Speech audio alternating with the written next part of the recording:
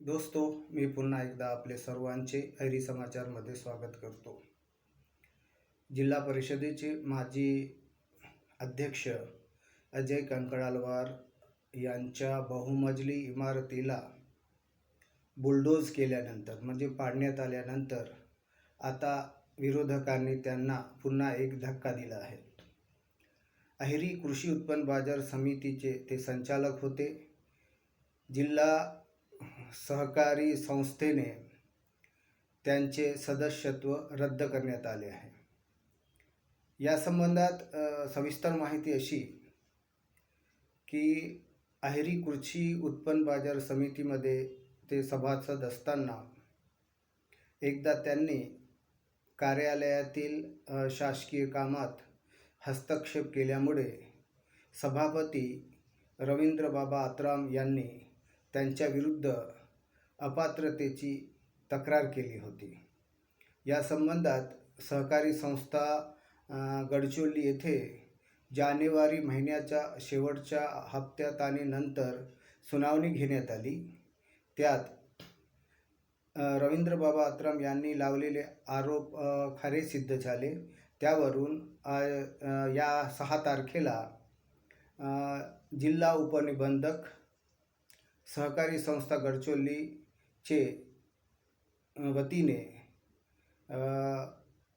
कारवाई करण्यात आली आणि अजय कंकडालवार यांचे सभासत्व रद्द करण्यात आले.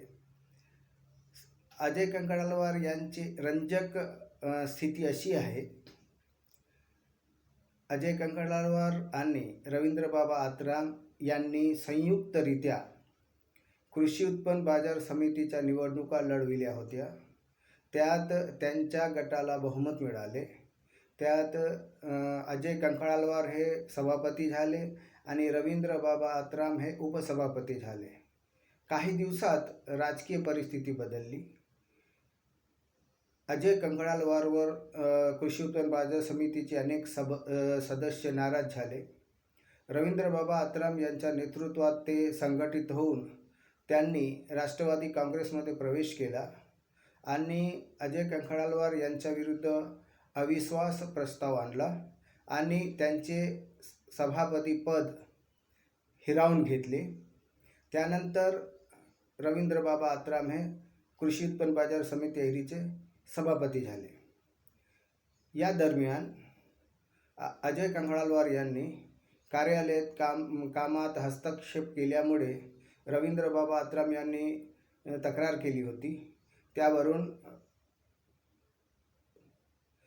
अजय कंकडालवार यांचे सभासत्व रद्द करण्यात आले.